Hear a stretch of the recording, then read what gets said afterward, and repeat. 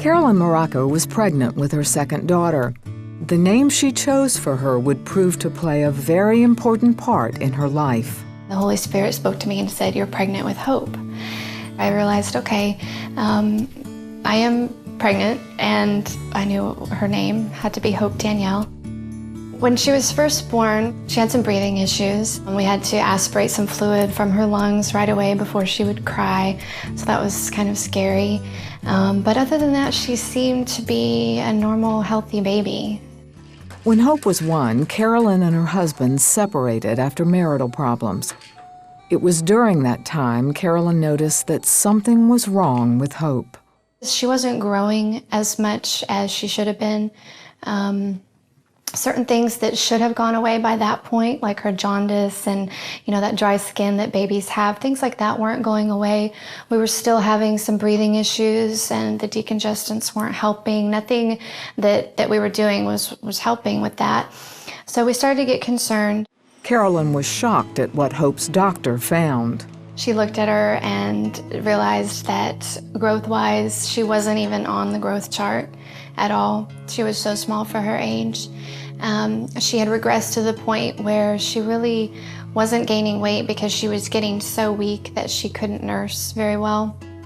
Through a simple test, the doctor found that the level of her thyroid-stimulating hormone was 264. The normal range for this hormone is 3.0. Also, her cholesterol level was 759, more than 3 times higher than someone who is high risk. Blood tests reveal that Hope had a rare genetic defect known as hypothyroidism, so she wasn't producing the hormones her body needed. The doctor had more bad news. She said she's going to be severely mentally retarded for the rest of her life. And of course I was floored. And I remember just trying to cling to some sort of hope. And I asked her, I said, isn't there some chance that she could be normal and have a normal life? And she said, I'm sorry, but there's about a 0% chance. The problem is when it goes undiagnosed and untreated, and then that's when, you get the severe mental retardation and the severe delays and all kinds of problems with this, and that's what happened with Hope. Hers was not caught.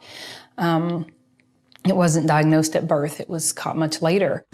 The coming months were extremely difficult. Then Carolyn remembered what her sister-in-law suggested. She said, Carolyn, you've got to start watching the 700 Club. And I never watched the show before. I'd heard of it, but I didn't even know really what it was. And she said, you need to watch it every morning, and that will build your faith, and that will help you get through each day. And so I did. I would call the 700 Club and ask for prayer. And I always knew there'd be somebody there, who would pray for me, pray with me, and pray for Hope. As doctors tried to balance Hope's hormones, Carolyn kept praying. I thought, okay, I really need some encouragement right now.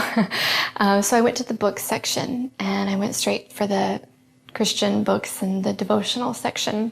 I saw Pat Robertson's book that says Miracles, and I flipped open to a story about a little girl who was sick, and her parents were in her hospital room praying for her. And at the end of the story, the Lord healed this little girl. And it was exactly what I needed to hear, because I thought, okay, God, if you can do that for that little girl, you can do it for mine. Over the next year, Hope began to grow and develop. This really surprised her doctors. By her 18-month evaluation, the evaluator said, I don't see any signs of retardation in her whatsoever. She said she is completely normal in all areas of development. And I just screamed and grabbed her and started crying. It was just one of those miracle moments. And I think at that point I knew that God had done a miracle. Her language skills are great. Her motor skills are fine. She's just like any other child her age. I feel like God told me to name her Hope because ever since her diagnosis, that's what I had to cling to. I had to cling to hope in God. I had to cling to the hope that He is big enough to handle this.